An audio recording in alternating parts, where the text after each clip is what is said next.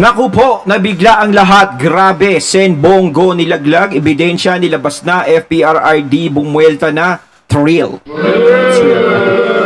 Ayan, syempre itong balita ang ating matutunghayan ngayon ay nagbula kay Balitaan ng Bayan TV. At ilalagay ko sa description box ang link ng channel ni Balitaan ng Bayan TV para maging updated po kayo sa mga balita na kanyang inihahatid sa atin. At syempre ito ang inyong lingkod na si BT na magbibigay ng reaksyon at komento dito sa videong ating matutunghayan ngayon. At syempre, magbibigay nga po pala muna ako ng shout out dito sa isa sa mga katunay natin na laging nakatune sa atin na ayan, shout out to Mark Danel. Ayan na, Mark Danel, shout out po sa iyo. Ayan na, syempre sa mga gusto magpa-shout out ng mga katunay natin dyan, comment nyo lang po sa comment box at pag nakita natin yan ay ating ibabati yan, no? Ayan, syempre wag na natin pagtagalin at sabay-sabay na nating panoorin ang laman ng video na hatid sa atin ni Balitaan ng Bayan TV at bibigyan natin ng reaksyon ng balitang ito. Pasok! Ayan, Balitaan ng Bayan TV. Itong sulpot ni Trillanes ngayon, issue ito ngayon.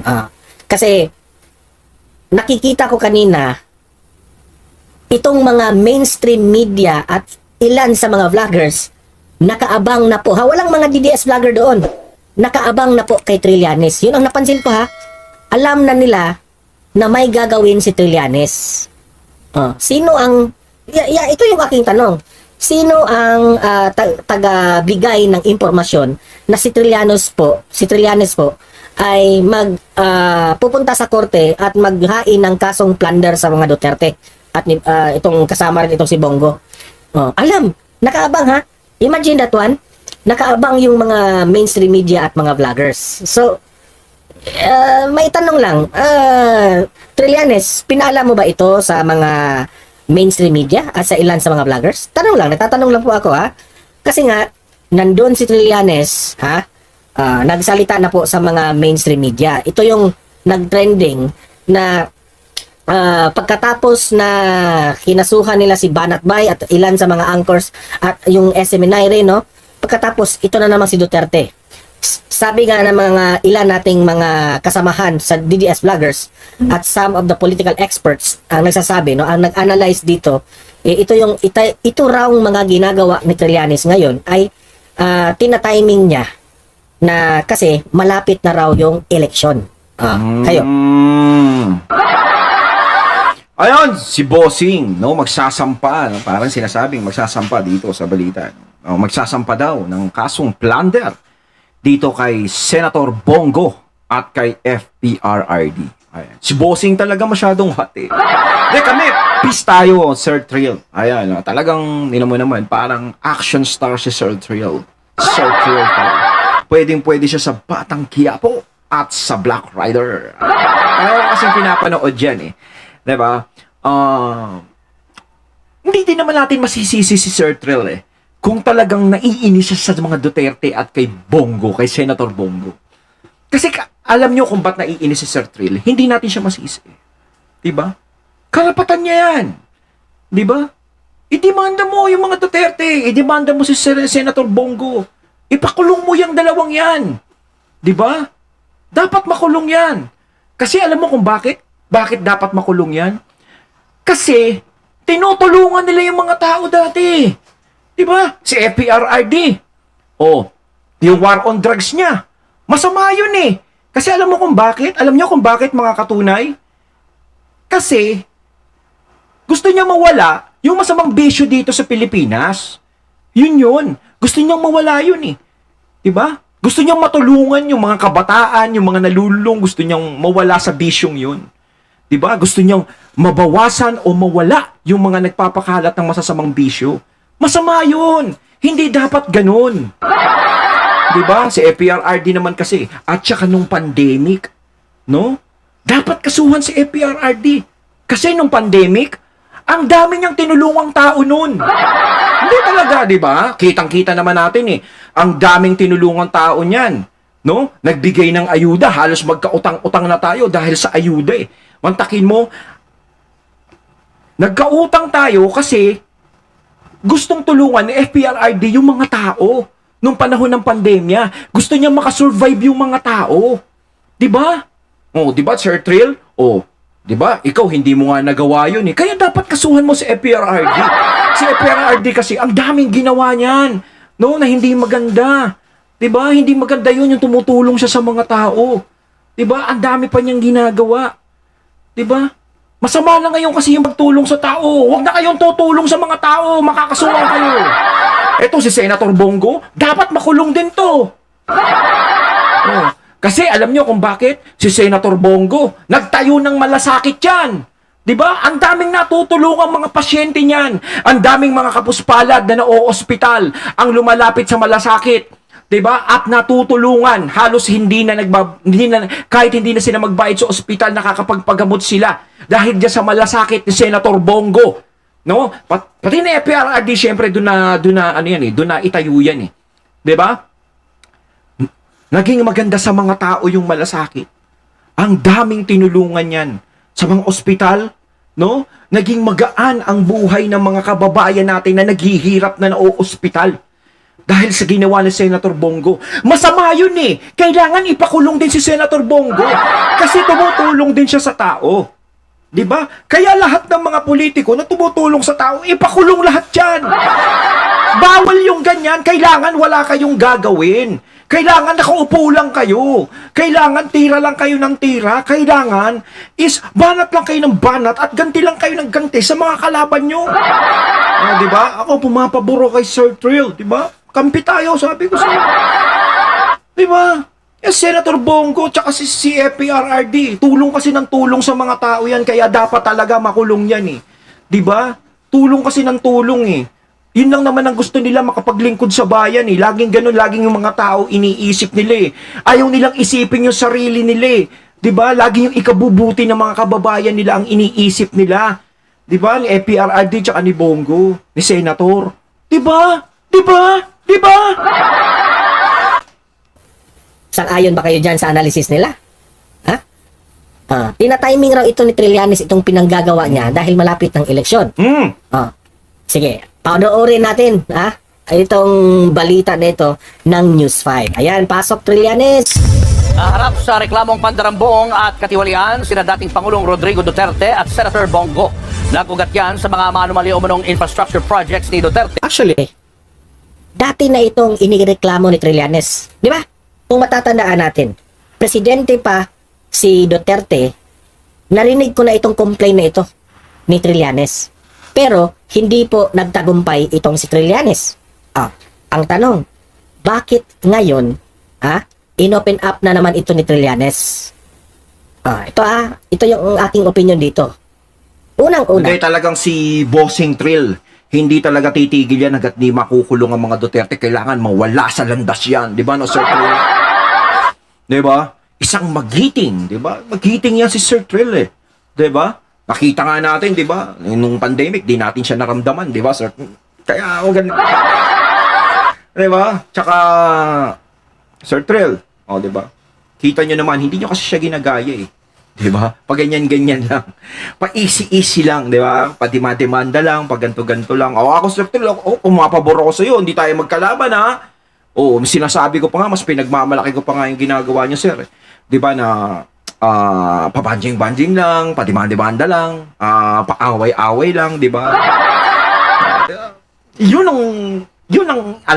ang dapat gayahin, di ba? Yung wala kang gagawin, ganyan lang gawin mo. Yung tipong galit ka lagi. Yung laging gusto mo, nandito, gusto ko ang gantihan, papakulong ko kayo, ha? Mga masasama kayo kasi tulong kayo ng tulong sa tao, no? Mga wala kayong kwenta, ganito, laging ganyan. Kailangan yung sarili nyo intindihin nyo. Tinutulungan yung tao. Galit ako sa ganyan.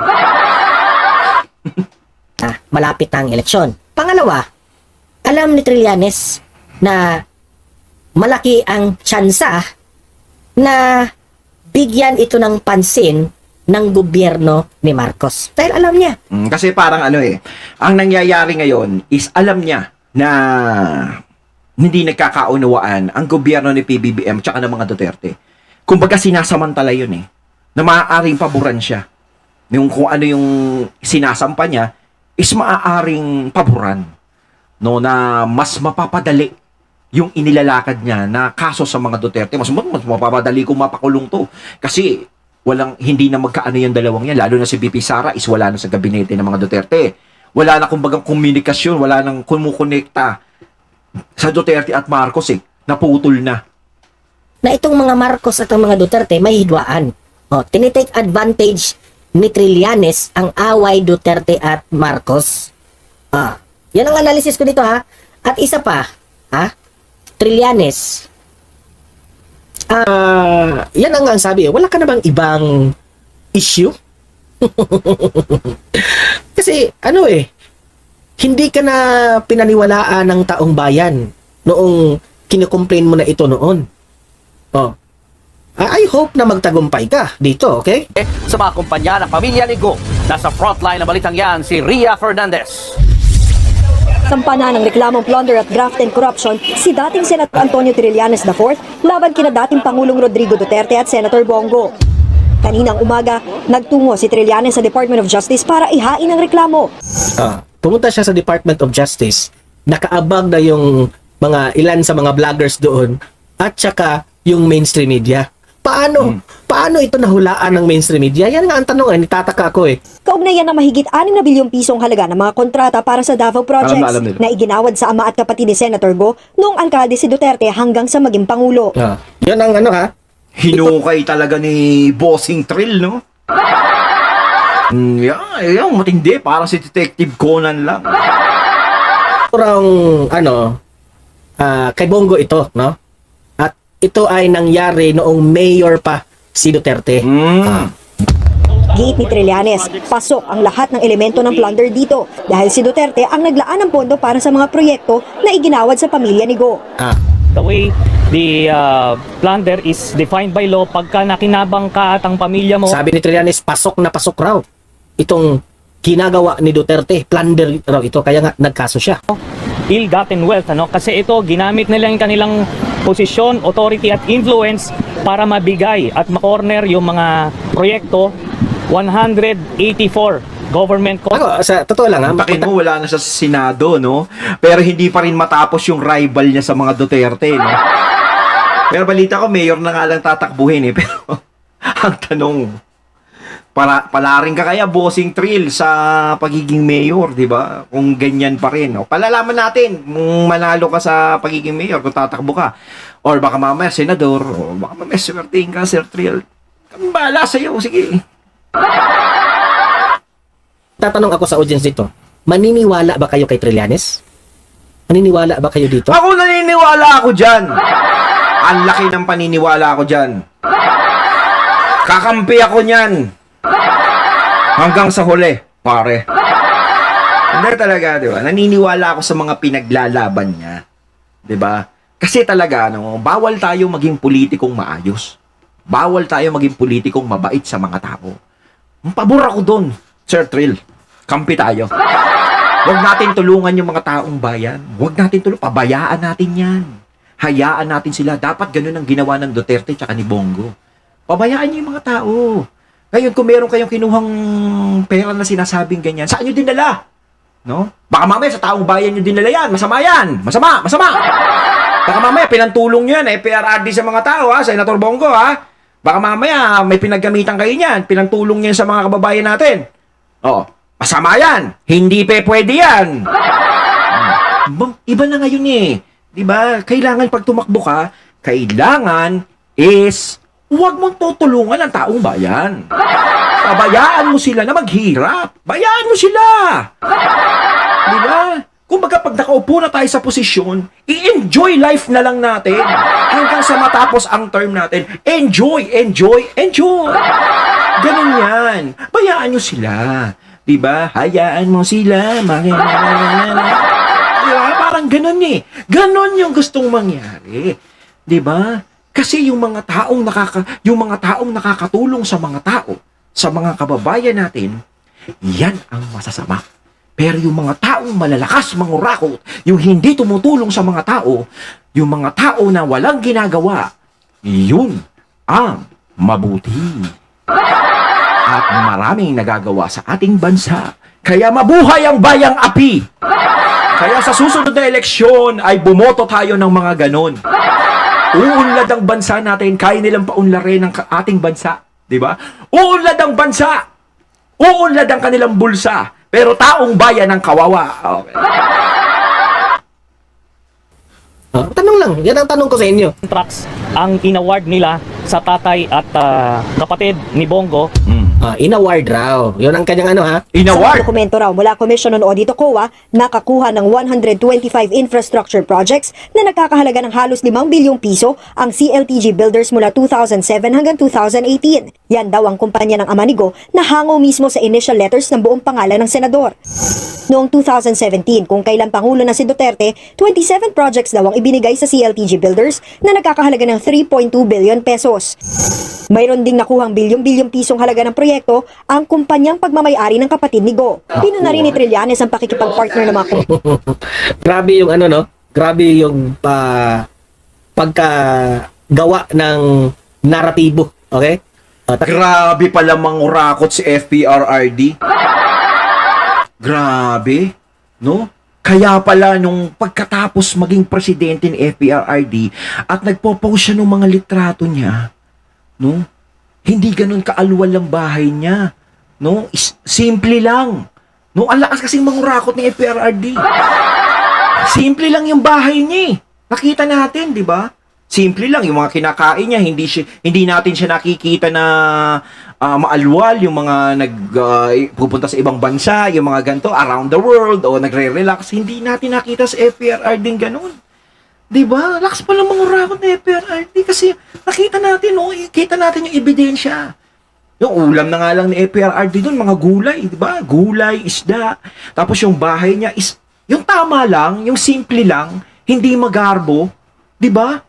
Nangurakot kasi, kaya ganun ganun ang bahay, 'di ba? Hindi kasi siya bumili ng malalaking mansyon.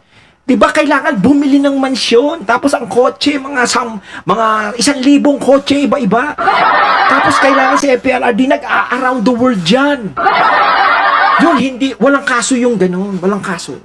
'Di ba? Kailangan ganun ginawa ni FPRRD, si FPRRD kasi, 'di ba? 'Di ba simple kasi, 'di ba simple yung buhay niya, 'di ba? Ibig sabihin, ang rakot siya noon. Kaya simple yung buhay niya. Hindi niya ginastos sa mga para sa sarili niya, di ba? Oh, ganun, masama talaga yung ganun. Sir Trill, tuloy natin yan! Talagang connected talaga yung kapatid ni Bongo, yung ama, tapos na-link kay Duterte. Ganun talaga yung storya. kumpanya ng pamilya Go sa mga malalaking kumpanya dahil limitado lang ang kanilang financial at operational capacity para sa mga malalaking proyektong ito. Ang masaklap pa raw, delayed ang infrastructure projects na ito sa Davao. Hindi pa raw nakikita ni Senator Bongo ang reklamo, pero itinanggi niya ang mga aligasyon na noon pa raw ay binabato sa kanila ni Duterte.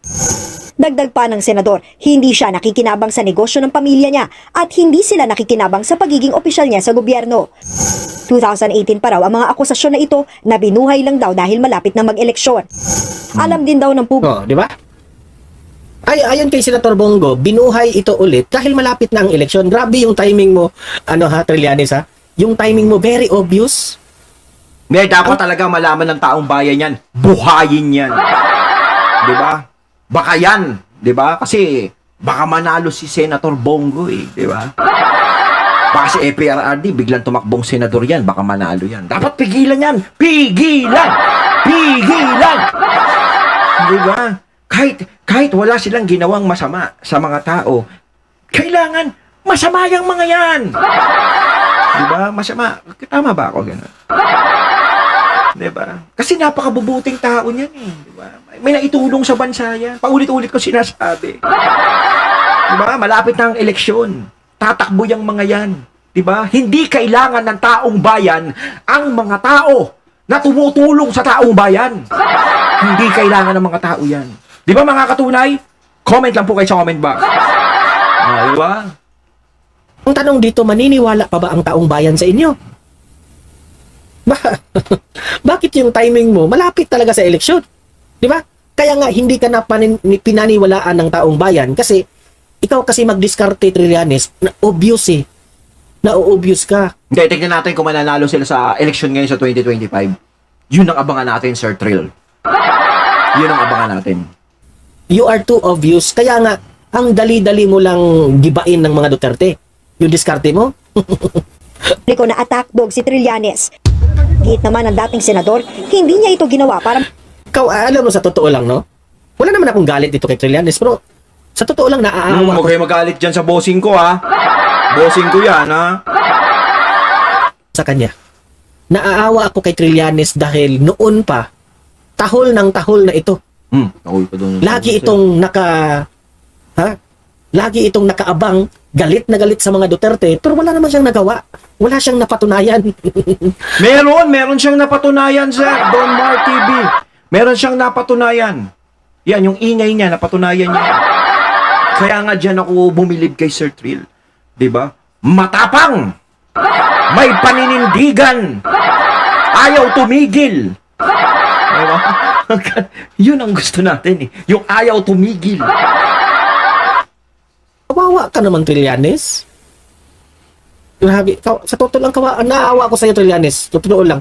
Ako pa sa iyo, Trillanes, manahimik ka na lang. mag-ingay dahil mag-e-eleksyon. Ngayon lang daw niya inihain ang reklamo dahil hindi Hindi, baka nagagalit si Boss Trill. No, si Boss Trill. Kasi baka nung nagbigay ng ayuda ng 8K no, nung pandemic, hindi siya naambul. Boss Trill ha. Baka mamaya magalit ka sa akin ha. Kampi tayo, boss. Kampi tayo. Kita nyo, ang ganda ng polo mo, Boss Trill. Walang-wala yung polo ni, dito sa picture, walang-wala yung polo ni Senator Bongo tsaka ni PRRD sa polo mo. 'Di ba? Para kang si Aga Mulak. Macho! Guwapito daw ako. Diba? Kampi tayo, sir, ha? Bawo mo ang demanda, ha? Kampi tayo, sir. Di ba? na naiimpluwensyahan ni Duterte ang hudikatura.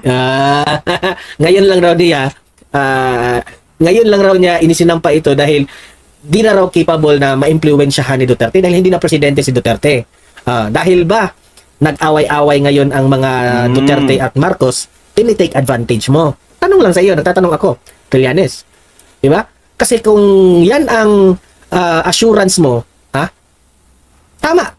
You have the right, Trillanes, na kasuhan mo ang mga Duterte. Walang problema sa ginawa ni Trillanes. Okay yan. Okay yan. Tayong lahat, pwede tayong magsampa ng reklamo. Karapatan natin yan. Pero, Trillanes, dapat papatunayan mo. Itong akusasyon mo ngayon laban dito sa kay Duterte at Go, dapat patunayan mo. Dapat talaga yan, merong matinding ebidensya, sir. Boss, maglabas ka nga ng isang matinding ebidensya dyan. Kasi mahirap lang talaga, boss, yung wala tayong ebidensyang yung puro lang tayo salita Mahirap yun. Kailangan ilabas mo yung ebidensyang yun, boss, para may mangyari dyan.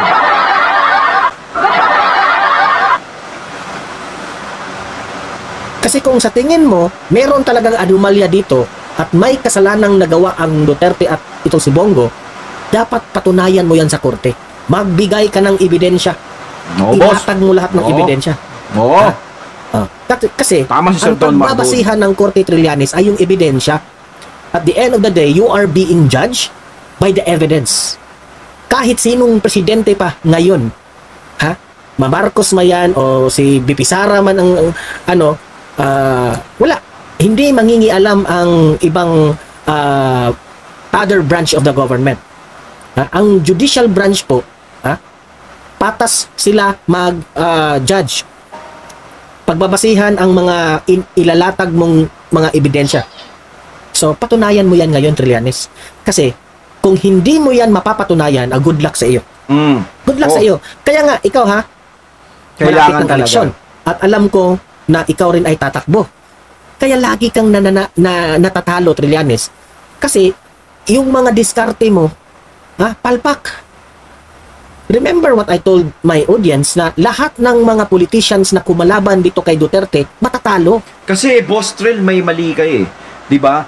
Ang hindi na uso ngayon yung mga paninira o kung ano man yan. Ako, yung sabihin paninira yung ginagawa mo. Pero, syempre naiisip nila ganun 'di ba? Hindi natatalab yan Kasi nga, syempre, yung mga tao, kung naiisip nila na natutulungan sila ng mga ito, di ba, na ganyan, syempre, alam nila may resibo May resibong ginawa yung Duterte tsaka si Bongo talaga, si Senator. Di ba? Ngayon, kung ikaw, meron kang reklamo sa kanila, di ilabas mo. Karapatan mo nga naman magreklamo kung gusto mo, magsampa ng kaso, kung mapapatunayan mo, di ba? Tapos ngayon, gumagawa ka na naman ng move na kasuhan sila. Sa madaling salita, kinalaban mo ang Duterte, matatalo na naman ka dyan. Dahil magagalit ang taong bayan sa inyo. Hindi! Ako ang kaisa-isang boboto sa kanya.